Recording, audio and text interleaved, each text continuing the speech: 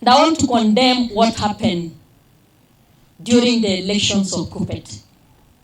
For the security team to go na kulodge tear gas kwa shule ya Oletipis girls is uncalled for. It's good that watu wajaribu kuwa wafumulivu.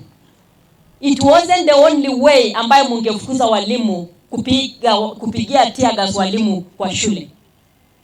Kwa sababu hawa watoto ambao walikuwa kwa wakisoma hapo, how does it feel for the students who are in a school and the tear gas are thrown all over? Je, hawa watoto ile stress ambayo mmepea hawa watoto iko namna gani? It's not fair, and I want to call the security team ikiongozwa na county commissioner ya kwamba jambo hili ama jambo hilo lisifanyike tena. Mimi kama mmoja ambaye anaketi kama kiongozi wa Narok County, jambo hilo halikunifurahisha kwa sababu walimu ni viongozi. Wangeruhusiwa wafanye election yao mpaka election iishe.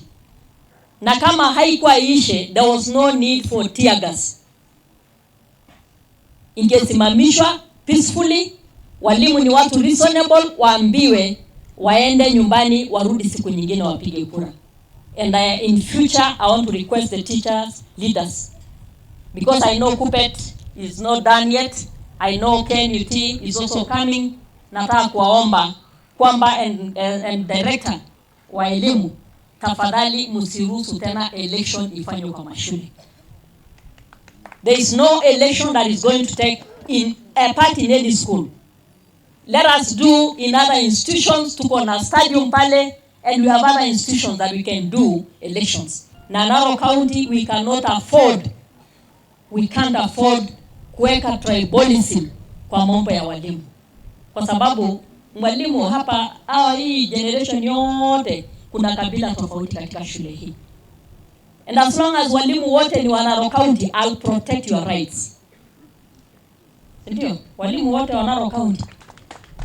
Wengine walikuwa wanasema mama county hajazungumza. Mimi, why do you want me to talk when it is you, Narok versus Narok? Kama kuna issues ya Bomet watu waingilia, mtaniona in true colors.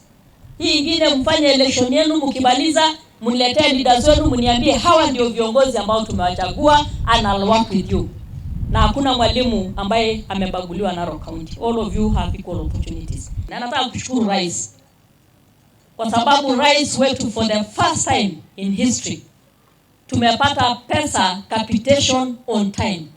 And we've been fighting for this as the education committee. Tukisema kwamba how do you expect the principals and the head teachers of heads of institutions to run the institutions without capitation? And I want to thank His Excellency the President, kwa sababu hivi leo tunapozungumza hapa, walimu wote shule zote zilipata capitation. Hao walimu wakipata promotion, wakipata capitation, wakipata ajira, wala ambao hawana ajira, ambao wamegraduate kwa na wamehitimu kama walimu, then we are safe as a county. That is what the government or the leadership of William Samoei Ruto stands for. And that is the leadership that Mama County stands for.